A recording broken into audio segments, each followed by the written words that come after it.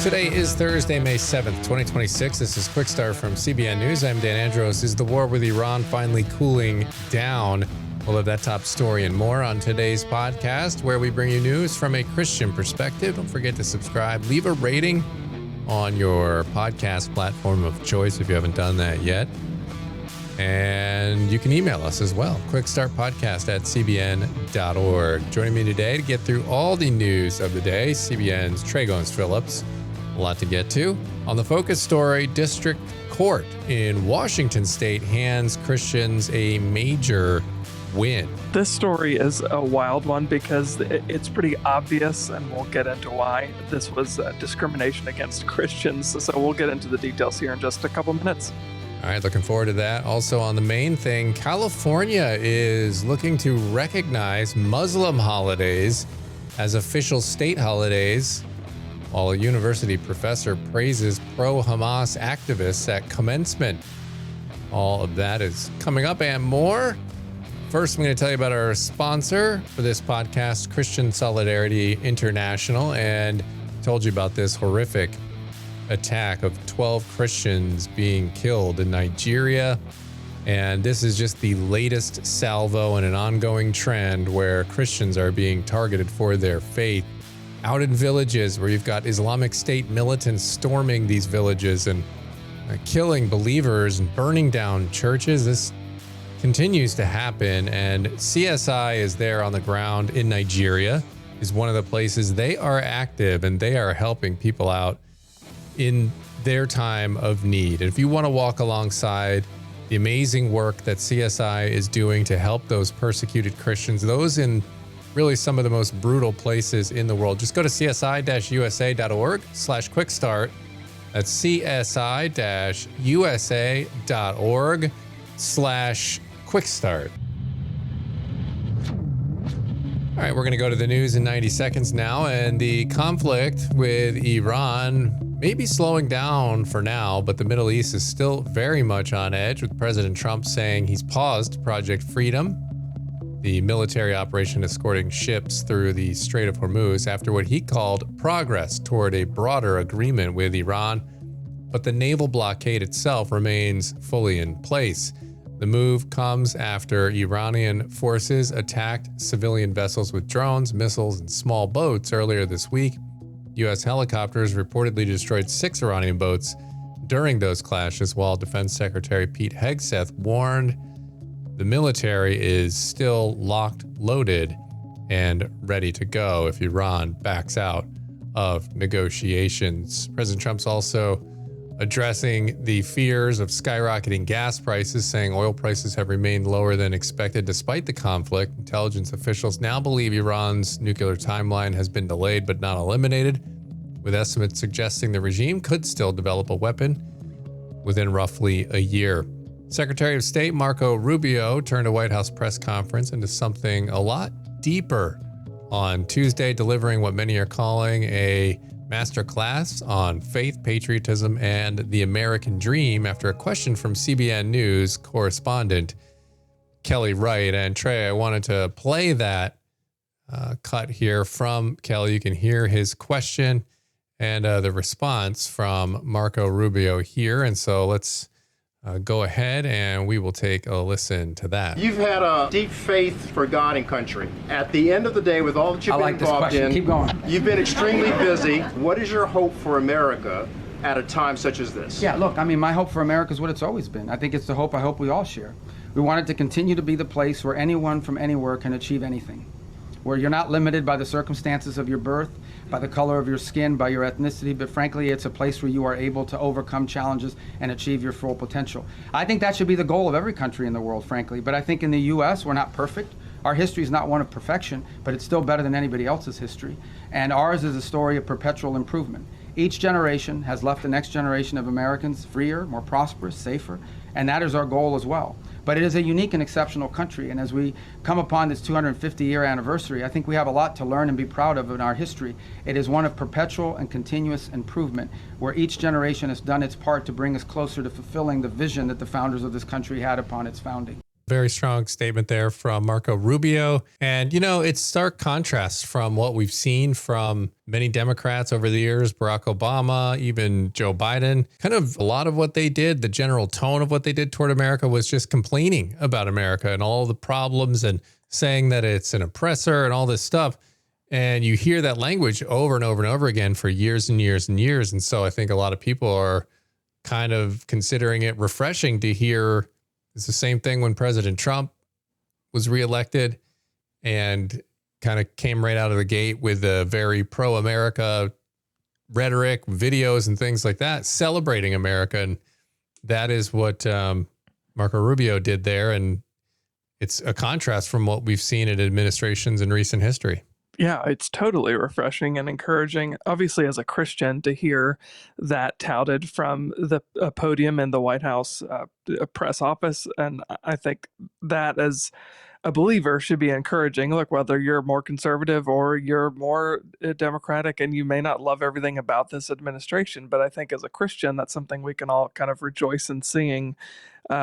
God being put front and center in a room full of journalists and the media. So that's cool to see. Yep. And we'll see what happens here with the war and everything that's going on. It seems like it might be slowing down, but those comments from a question from our own Kelly Wright there at the press conference earlier this week. So good stuff there. And we're going to go over to the focus story now, and what sparked that legal battle between Lifewise Academy and the Washington School District that you were talking about there at the top of the podcast. Yeah, so the conflict began when Everett Public Schools in Washington State tried to restrict student participation in an off-campus Christian program run by Lifewise Academy, a faith-based organization that we've talked about quite a bit here at CBN News over the years. The program, for people who might not be familiar, allows students with parental permission, explicit parental permission, to leave school during the day for Bible-based instruction. So this is instruction that, once again, it's with parental consent and happens not on public property. It happens somewhere else. The students are bused there at the expense of Lifewise. So in December, during a district school board meeting, one member, Charles Atkins, board member, he made it very, very clear that this is personal and targeted toward Lifewise and Christians. He said, I want to make it very extremely abundantly clear that I do, in fact, hold animus toward Lifewise Academy. It's an organization of homophobic bullies who are actively and willing participants in the effort to bring about an authoritarian theocracy.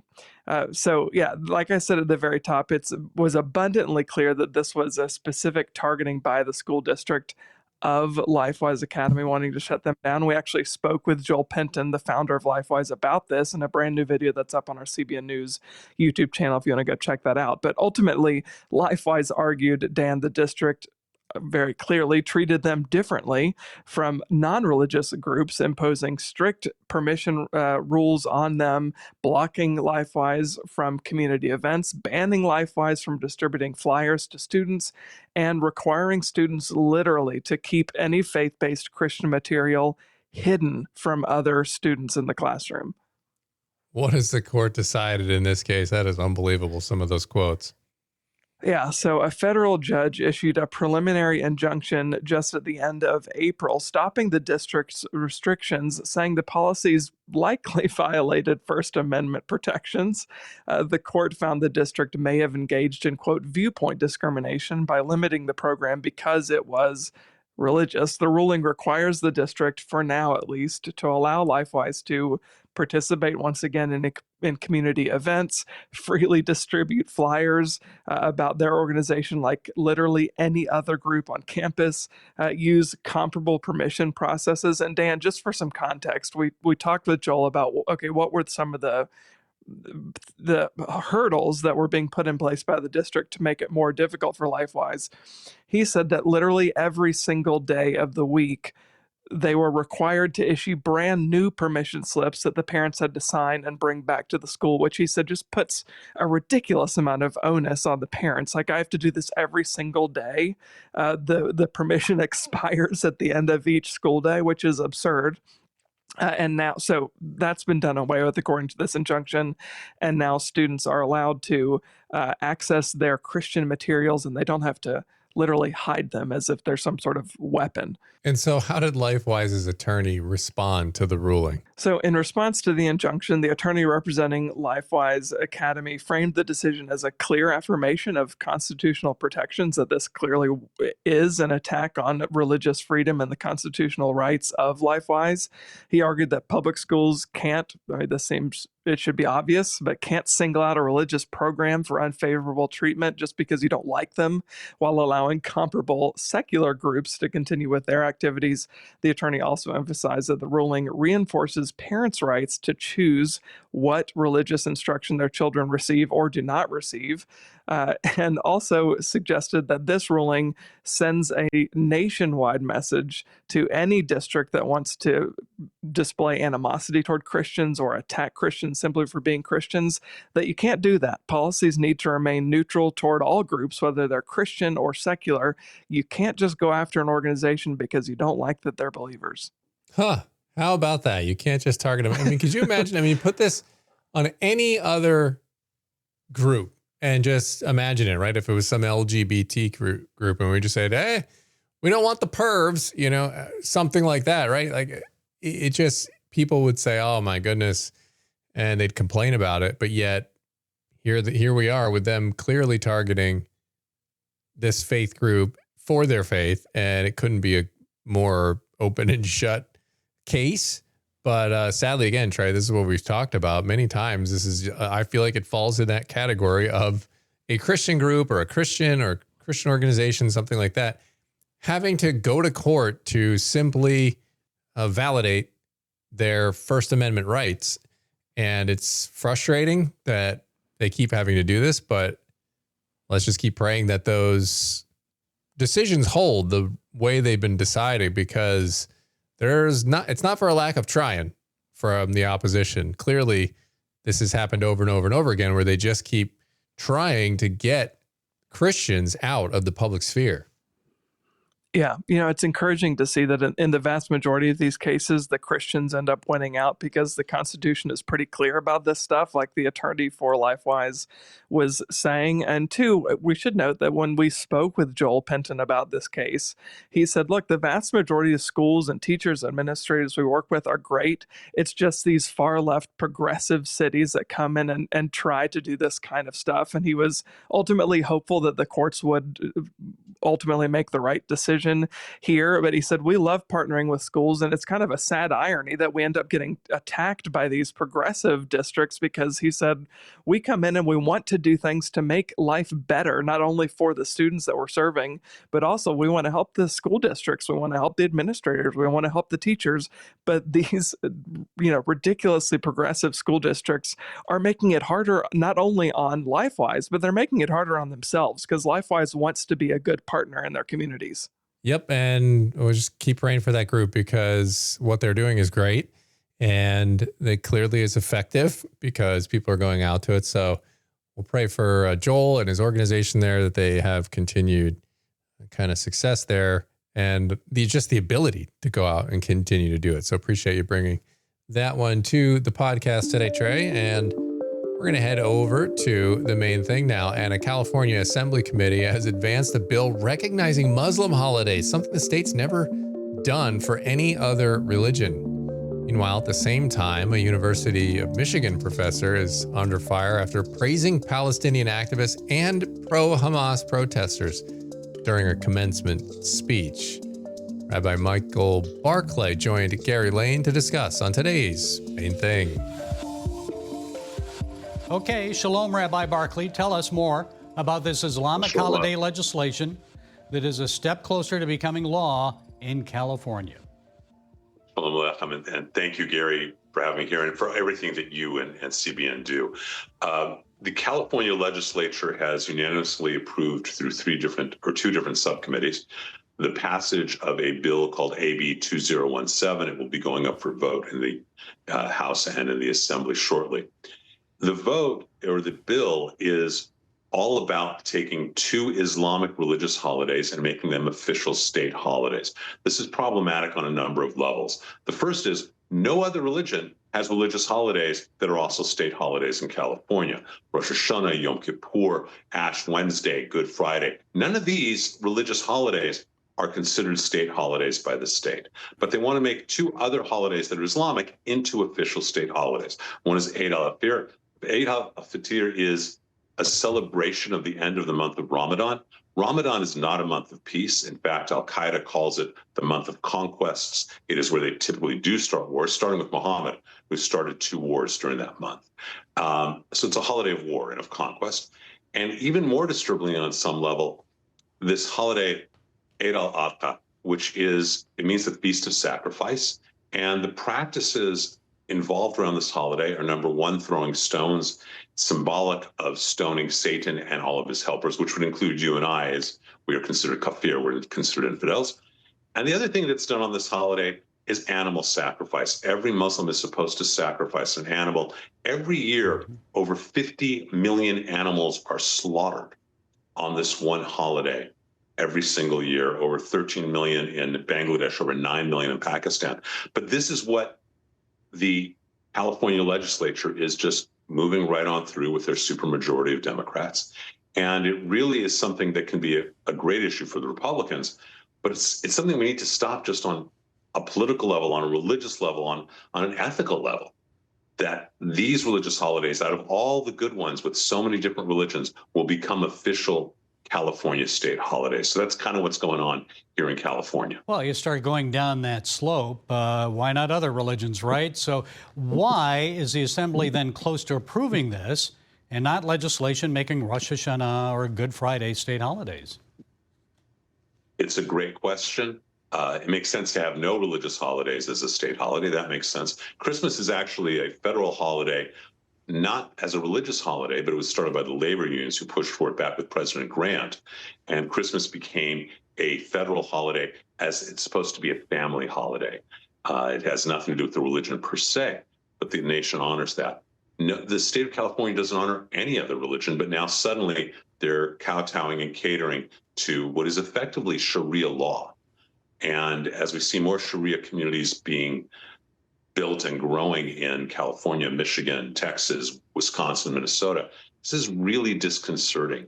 And it's a horrible statement about California and about our politicians who are pandering for whatever money or votes they think they can get from the Islamic community. Well, what's interesting here is Muslims comprise only about 500,000 people in a state of 40 million. So why do they have so much influence with members of the California State Assembly? Are they a united voting bloc? Is that it?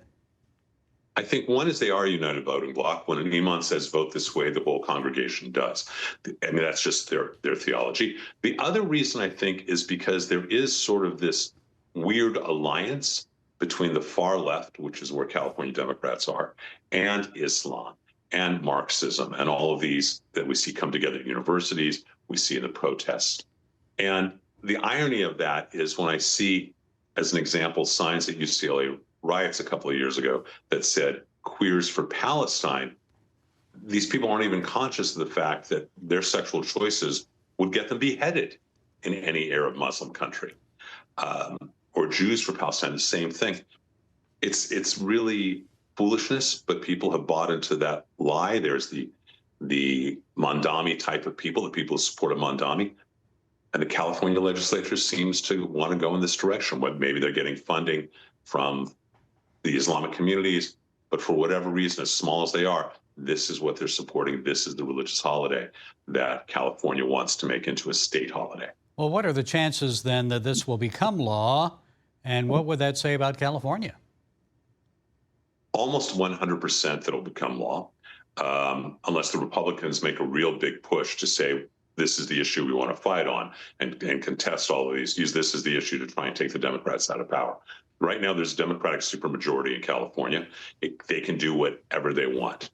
In theory, Newsom could veto it. That is a possibility because I don't know that he wants to try to have this on his record and run for president. That would probably be a bad move, but it's probably going to get passed, and it's probably going to become California law. It will then be contested by wonderful organizations like Robert Tyler and the Advocates for Faith and Freedom and different religious attorneys. About the constitutionality of it will be tested, but it's a lot harder to unwind a bill that's been passed than it is to stop the bill. And it's shocking to me that this is not something that's been widely reported nationwide, and certainly not even in California. Well, in another state, let's move on. At last Saturday's graduation ceremony in the big house of the University of Michigan in Ann Arbor, history professor Derek Peterson urged graduates to sing for the pro-Palestinian activists, who have, over these past 2 years, opened our hearts to the injustice and inhumanity of Israel's war in Gaza. In full disclosure here, I am a University of Michigan graduate, so Rabbi Barclay, don't we have freedom of speech here in America? What's wrong with sharing one's opinion about Israel at a university commencement ceremony? Well, pretty much everything. Pretty much everything is wrong about it. A professor's job is to educate, not indoctrinate. That's number one. Number two, let's just for a moment, if we can, just explore the issue of Palestine. As you and I both know, there is no such thing as Palestine. There has never historically been a Palestine. There's never been a country, a king, a government, a coin, a stamp, or a flag, or anything of Palestine until 1964, when the Palestinian Liberation Organization was invented. It was through the Arab League and the Soviet Union and a public relations firm in New York. And they made an Egyptian named Yasser Arafat as the head of it. There has never been a nation of Palestine. The entire region, after the destruction of the Second Temple, the Romans called the entire region Philistinia. That's sort of like calling the Midwest. While there are states of Kansas and Missouri, there is no state of the Midwest. And so it's just a fallacy to even have this dialogue about Palestine per se, especially when you look at the Charter of the Palestinian Authority, which is similar to the Charter of Hamas, is similar to the Charter of Hezbollah, where they actually have a quote from the Quran that says, the day of judgment will not come until every Jew is killed and the few still living hide behind trees and rocks. And the tree calls out, "O Abdullah, O Muslim, come and kill the Jew." The Quran is not a spiritual document. It's a document it's a business plan for worldwide domination to create a worldwide caliphate of Sharia law.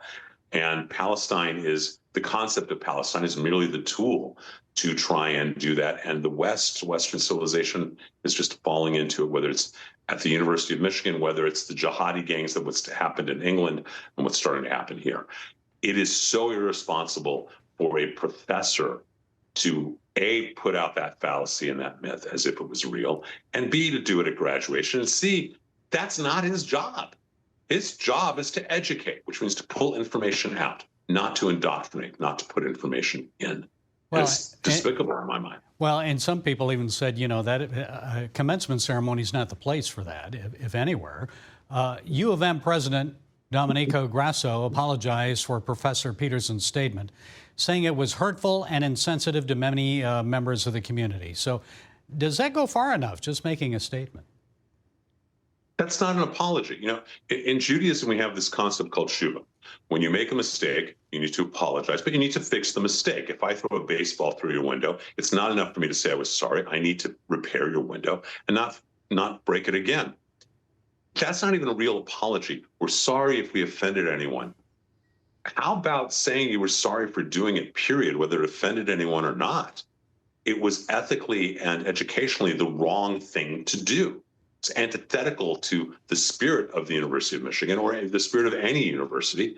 How about apologizing and saying, you know what, we're sorry, we shouldn't be doing that. We shouldn't be preaching politics, especially at commencement.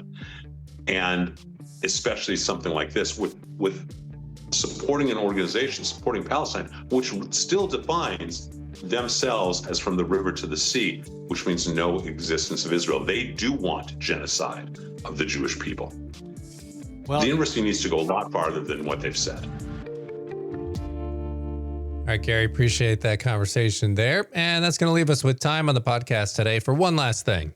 We are looking at John 1:5 today. It says, "The light shines in the darkness, and the darkness has not overcome it," which I think is a great reminder that even when it feels like sharing the gospel or sharing the love of God is perilous or feels perilous, that ultimately the sovereign Lord, his kingdom, is going to be victorious. Yeah, amen.